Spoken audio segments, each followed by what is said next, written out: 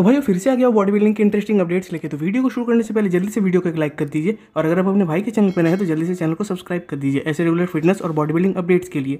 तो भाई आज की वीडियो की शुरुआत करेंगे इस साल के मास्टर्स ओलंपिया के अपडेट्स के ऊपर और उसके रिजल्ट्स के ऊपर। वैसे भाई मेरे ख्याल से इस बार मास्टर ओलंपिया हुआ है करीब 11 से 12 साल बाद और इसीलिए शो की जो हाइप थी वो अच्छी खासी थी। हाँ, अभी भी शो पूरा तो एंड नहीं हुआ है क्योंकि मास्टर्स ओलंपिया का मेंस ओपन का जो डिवीजन है वो कंपटीशन अभी भी स्टार्ट ही नहीं हुआ है। खासकर जब मैं ये वीडियो बना रहा हूँ तब तक तो स्टार्ट नहीं हुआ है। तो इस वीडियो में भाइयों बात करेंगे 212 डिवीजन और क्लासिक फिजिक के ऊपर और उसके विनर्स के ऊपर।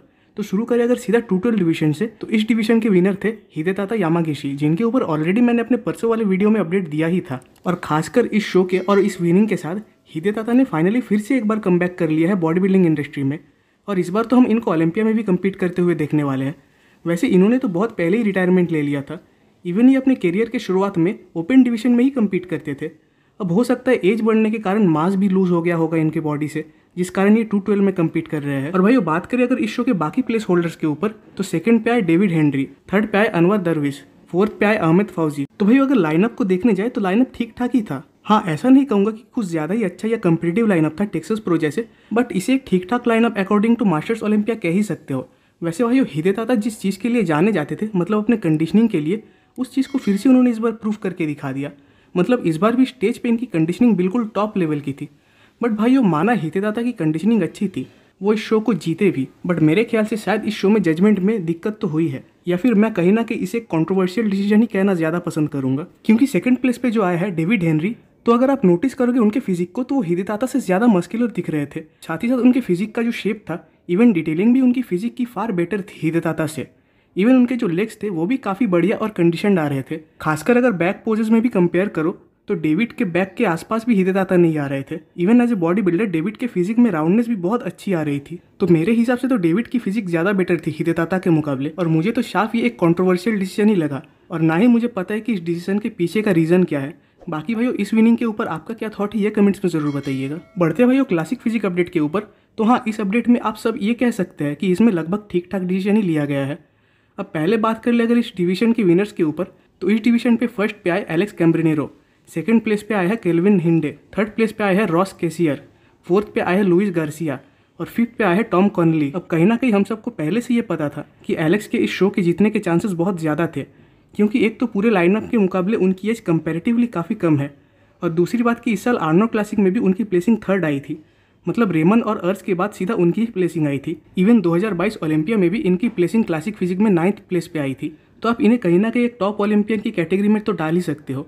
और भाई इवन इस डिवीजन में भी कंपटीटर्स ज़्यादा तो थे, बट लाइनअप उतना स्ट्रॉन्ग नहीं था, बल्कि मैं इसे एक वीक लाइनअप कहना ही ज़्यादा पसंद करूँगा, और जो कि एलेक्स के जीतने के पीछे का एक मेजर रीज़न भी है। बट भाई सिर्फ इन्हीं चीज़ों की वजह से एलेक्स नहीं जीते शो को, बल्कि इनकी फिजिक की जो शार्पनेस थी, जो कंडीशनिंग थी, जो शेप थी, वो भी तारीफ़ के लायक है।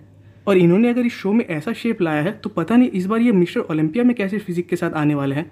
हाँ, माना कि ये अचानक उठकर ओलंपिया को तो नहीं जीतने वाले, बट अगर ये इससे बेटर भी पैकेज लाते हैं ओलंपिया में, देन डेफिनेटली इनकी प्लेसिंग ऊपर तो आने वाली है इस साल ओलंपिया में। बाकी अगेन बहुत बहुत कॉन्ग्रेचुलेशंस एलेक्स कैम्ब्रेनेरो को मास्टर्स ओलंपिया जीतने के लिए और ओलंपिया में क्वालिफाई होने के लिए। और मेंस ओपन बॉडी बिल्डिंग के रिजल्ट्स को भाइयों कल के वीडियो में कवर करेंगे, क्योंकि अभी तक तो कंपटीशन शुरू भी नहीं हुआ है। अब भाइयों जब सब अपडेट दे ही रहे थे, तो आखिरकार सैमसन की तरफ से भी उनका इस वीकेंड में 10 वीक्स आउट का उनका ओलंपिया का फिजिक अपडेट आ ही गया। अब मुझे कहीं ना कहीं ये फीलिंग आ रही है कि सैमसन इस बार ओलंपिया में निक को बीट करने वाले हैं। हो सकता है मैं गलत भी हूँ, बट सैमसन की जैसी फिजिक अपडेट आ रही है हर हफ्ते, वो निक के फिजिक अपडेट के मुकाबले मुझे फार बेटर लग रही है। इवन ओवरऑल मुझे सैमसन की फिजिक निक के फिजिक के मुकाबले काफ़ी ज़्यादा इंप्रेसिव और इम्प्रूव्ड लग रही है। खासकर ये राइवलरी की शुरुआत हुई थी जब सैमसन ने इस साल आर्नोल्ड क्लासिक में निक को हराकर आर्नोल्ड क्लासिक जीता था। अब अगर सैमसन के इस मोस्ट मस्कुलर पोज को हम लोग निक के कल वाले मोस्ट मस्कुलर पोज से कंपेयर करें, तो माना कि दोनों की लाइटिंग में डिफरेंस है और थोड़ा बहुत दोनों के एंगल्स में भी डिफरेंस है, बट अगर स्टिल कंपेयर करा जाए तो साफ आपको भी पता चल रहा है कि सैमसन की फिजिक फार बेटर चल रही है निक के फिजिक के मुकाबले। इवन निक जिस चीज़ के लिए जाने जाते हैं, मतलब अपने राउंडनेस और फुलरनेस के लिए, तो सैमसन निक को इस चीज़ में भी बहुत बढ़िया तरीके से बीट कर रहे हैं। इवन सैमसन की जो डेंसिटी है वो भी बहुत अच्छी आ रही है फिजिक की, और 10 वीक्स आउट के अकॉर्डिंग अभी की सैमसन की जो कंडीशनिंग और डिटेलिंग आ रही है वो सही में अनबिलीवेबल है। और कंपैरेटिवली निक की फिजिक सैमसन के मुकाबले काफ़ी सॉफ्ट आ रही है। और वहीं जहाँ निक के क्वाड्स उनका एक वीक पॉइंट है, वहीं सैमसन के क्वाड्स अलग ही लेवल के आ रहे हैं। साथ ही साथ अगर वेस्ट की भी बात करें तो सैमसन का वेस्ट निक के मुकाबले काफ़ी ज़्यादा बेटर आता है, और इवन स्टेज पे ये निक से साइज़ में भी बड़े दिखने वाले हैं, क्योंकि पहली बात तो ये निक से लंबे भी है। और इवन उनका बॉडी वेट भी निक से 25-30 पाउंड ज़्यादा ही रहेगा स्टेज पे। तो मेरे ख्याल से सैमसन निक को तो आसानी से बीट करने वाला है इस साल ओलंपिया में। बाकी इस रिगार्डिंग आपके थॉट्स क्या है भाइयों, ये कमेंट्स में ज़रूर बताइएगा। बढ़ते अगले अपडेट की तरफ, तो ये भाइयों हमारे इस साल इवन पिछले साल के पोर्तुगाल प्रो के विनर एंड्रे प्रेस्टी की तरफ से। अब बहुत लोग ये सोच रहे थे कि इटाली शो में एंड्रे प्रेस्टी भी आने वाले हैं क्योंकि शो ही हो रहा है उनके होम टाउन पे, बट इस चीज़ का कोई मतलब ही नहीं बनता क्योंकि एक तो वो ऑलरेडी क्वालिफाइड है इस साल के ओलंपिया के लिए और अभी बस 10 ही हफ्ते बाकी है ओलंपिया में। तो इस हिसाब से तो उनको अपने प्रेप पे ज़्यादा ध्यान देना चाहिए, ना कि इधर उधर की चीज़ों पे। और इवन उनका भी सोचना कुछ ऐसा ही है। अब एक ठीक ठाक ऑफ सीजन के बाद ये भी अपने ओलंपिया प्रेप में लग गए हैं। वैसे प्रेप के पहले ही इन्होंने अपनी फिजिक में कुछ इंप्रूवमेंट्स तो कर लिए हैं, बट अब अपने 290 पाउंड बॉडी वेट के साथ इन्होंने इस साल के लिए अपना ओलंपिया का प्रेप शुरू कर दिया है। इवन ये इस हिसाब के प्रोफेशनल बॉडी बिल्डर है कि ऑफ सीजन में भी इनकी फिजिक काफ़ी ज़्यादा शेप में और कंडीशन रहती है, जो कि आप इनके फिजिक से तो अंदाज़ा लगा ही सकते हो कि अभी अपने प्रेप के शुरू करने से पहले भी ये स्टिल कंडीशनड है। अब पिछले ओलंपिया में तो उनको प्लेसिंग ही नहीं मिला था, यानी आउट ऑफ 15 में इनकी प्लेसिंग आई थी। तो उम्मीद रहेगी कि इस बार कम से कम इनको प्लेसिंग मिल जाए ओलंपिया में। और आज की लास्ट अपडेट है भाई कैलिफोर्निया प्रो के विनर रॉस पैट्रिक या रॉस फ्लैनिगन की तरफ से। और फाइनली इनके तरफ से भी इनका 10 वीक्स आउट का फिजिक अपडेट आ ही गया है। वैसे इनके पास साइज़ की तो कमी है, हाँ, बट ये स्टेज पे जैसे कंडीशन के साथ आते हैं और ड्राई आते हैं, वो इन्हें एक प्लस पॉइंट देता है। तो खासकर इन्हें अपने साइज़ को इंक्रीज़ करना ही पड़ेगा। साथ ही साथ इनके अपर फिजिक के साथ इनके लोअर फिजिक का जो प्रोपोर्शन है वो एकदम ठीक नहीं बैठता, क्योंकि इनका जो लोअर फिजिक है वो काफ़ी ज़्यादा बड़ा लगता है इनके अपर फिजिक के मुकाबले, जो कि स्टेज पे उनके अपर फिजिक को डोमिनेट कर देती है।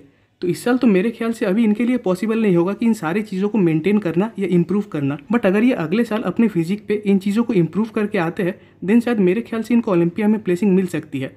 और प्लेसिंग का मतलब कि टॉप 15 के अंडर प्लेसिंग हो सकता है। बाकी इस साल इनसे उम्मीदें तो नहीं रखना बेहतर है, क्योंकि ऑलरेडी इस साल बहुत सारे इंप्रूव्ड बॉडी बिल्डर्स आने वाले हैं ओलंपिया में, तो वहीं इस साल प्लेसिंग लेने वाले हैं। तो भाई आज की वीडियो यहीं पे खत्म होती है। कमेंट्स में ज़रूर बताइएगा कि आपको वीडियो कैसा लगा। वीडियो अच्छी लगी तो वीडियो को एक लाइक कर दीजिए और नेक्स्ट वीडियोस के अपडेट सबसे पहले पाने के लिए चैनल को सब्सक्राइब कर दे और बेल आइकन को प्रेस कर दे।